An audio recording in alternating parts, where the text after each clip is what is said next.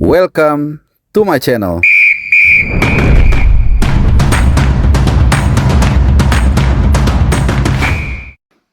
Selamat datang di channel Bung Harpa, masih dari Qingdao, China, menyambut pertandingan Indonesia menghadapi China di kualifikasi Piala Dunia round ketiga.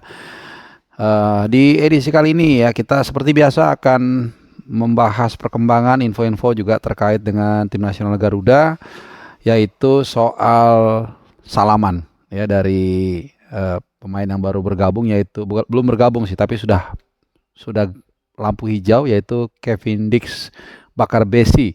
Ya, ini yang baru saja ramai tadi sore, salaman dengan Pak Erick Thohir, dan banyak yang meminta gua untuk membahas soal ini. Tapi sebelum kita ke sana, sebelum ada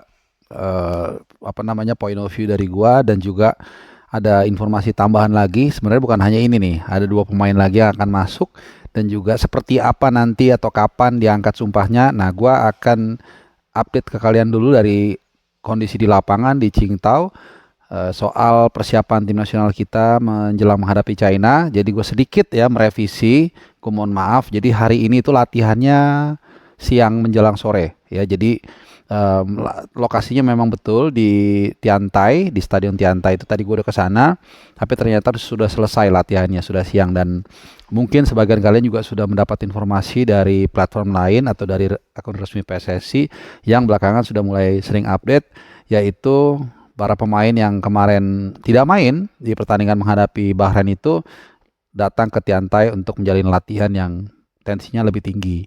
Ya, yang kemarin main starter terutama itu hanya latihan gym di hotel ya, untuk hanya pemulihan, relaxing dan lain-lain. Dan juga Jordi Amat sudah confirm cedera ringan, should be okay, dan juga Sandy Walsh cedera ringan juga, should be okay. Jadi ini menjelaskan kenapa 2 pemain ini kemarin ditarik keluar dua-duanya gitu ya. Banyak yang menganalisa begini, tapi memang alasannya itu. Jadi selalu sediakan sekitar 20 sampai 25% bahwa kita itu tidak tahu apa yang terjadi sebenarnya ya. Oke, jadi itu terkait dengan jadwal besok itu masih akan dilakukan latihan di tempat yang sama di Tiantai. Mudah-mudahan kali ini gua akan dapat footage-nya dan bisa langsung meliput mereka ya. Mudah-mudahan jamnya itu terakhir sih katanya kalau nggak berubah ya, jam 19.00 waktu sini atau jam 18.00 waktu Indonesia Barat. Oke. Kita kembali ke topik yang lagi hangat, yaitu soal salaman ya, salaman Pak Erick Thohir Ketua PSSI dengan Kevin Dix Bakarbesi. Nah, info ini sebenarnya gue udah terima sekitar 3 minggu yang lalu, mungkin sebulan yang lalu, bahwa Kevin Dix itu akan naturalisasi, sudah on the way, sudah green light dengan 2 pemain lainnya sebenarnya ya, yaitu Mauro Zylstra dan juga Zairo Ritweld. Ini sudah gue terima 3 minggu lalu ya, tapi kemudian pelan-pelan bocor nih, terutama Kevin Dix ketika kemarin gue rasa sih itu sengaja dibocorin ya. Ada seniman lah ya, atau pelukis itu yang katanya ya menawarkan dia digambar atau di foto, terus kemudian Kevin Dix senang kemudian datang ke Indonesia untuk mengambil. Itu sebenarnya agak nggak masuk akal ya. Tapi ya nggak apa-apa lah, ini hanya sekedar share info ke kalian. Jadi gue udah langsung, waduh ini ternyata bener nih ya, dan agak sedikit kedahuluan tapi nggak apa-apa. Dan ini juga agak mirip dengan proses naturalisasi Mas Hilgers ya, yang dari tukang potong cukur rambut ya. Jadi agak mirip-mirip nih polanya ya, seolah-olah bocor nggak sengaja, rame kemudian salaman gitu. Tapi it's okay lah, it's a part of entertainment.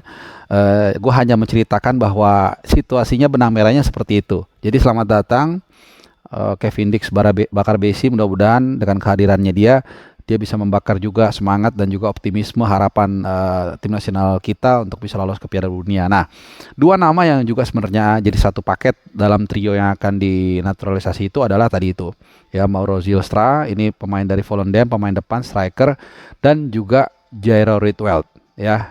Kalau kalian tahu nih sempat mencuat ketika dia bermain di Crystal Palace. Nah, gue nggak tahu ya, mungkin saat ini yang memungkinkan Kevin Dix dulu datang ke tanah air dan lain-lain, mungkin yang 2 itu akan menyusul. Sekali lagi ini informasi gue terima dari sumber yang sangat terpercaya ya. Dan dia bahkan menginformasikan pengangkatan sumpahnya itu akan dilakukan tidak dalam minggu ini, yaitu setelah pelantikan presiden. Jadi ini gue terima sekali lagi informasinya bulan lalu nih, September. Kenapa? Ya masuk akal juga ya ke teman-teman ya, karena pasti legislatif, kemudian eksekutif dan lain-lain itu sibuk untuk menyusun atau menuju ke proses transisi nanti pelantikan tanggal 20 Oktober. Jadi menurut sumber ini ambil sumpahnya itu setelah nanti Pak Prabowo dilantik jadi presiden. Nah, berarti kan setelah tanggal 20. Ya, let's say mungkin bisa 21, bisa 22, 23 dan seterusnya. Nah, kalau kita berkaca dari situasi sebelumnya, ini berarti waktu yang tersisa untuk bisa dia diangkat sumpah, pindah federasi, kemudian didaftarkan ke AFC ini cukup. Ya, cukup. Ya, terutama Kevin Dix karena udah salaman. Jadi hanya tinggal tunggu nanti proses ke DPR, kemudian diangkat sumpah. Dan biasanya kan kalau disumpah kita udah satu paket tuh, satu pintu, langsung angkat sumpah, bikin KTP, bikin paspor, langsung pindah federasi dan langsung daftarin. Jadi ini cukup waktunya.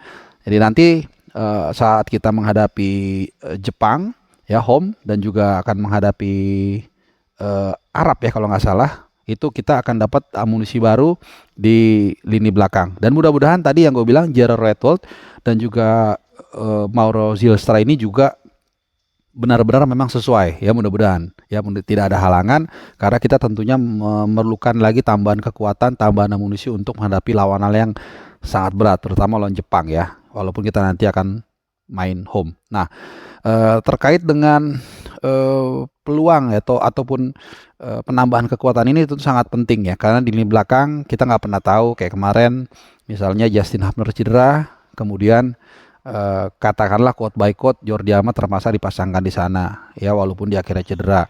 Kemudian juga Mauro Zylstra, ini kita akan lihat ya, variasi di lini depan ini akan semakin bagus, dan mungkin kita akan mencoba untuk benar-benar bermain dengan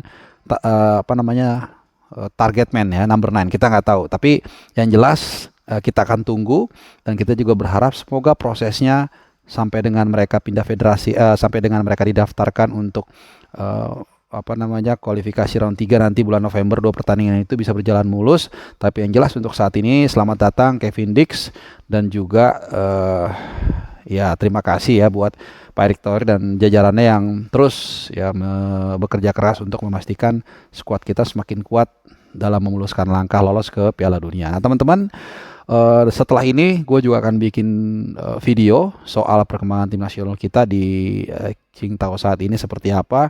Yang pasti mereka sudah mulai pelan-pelan melupakan apa yang terjadi di Bahrain, dan seperti yang gue bilang tadi, kita curahkan energi kita untuk mendukung mereka daripada kita menghabiskan waktu untuk mengecam yang sudah lewat ya, kira-kira seperti itu. Oke, nggak usah lama-lama, video gue ini hanya sekedar update buat kalian. Semoga informasi ini berguna. Terima kasih sudah menyimak dan sehat selalu.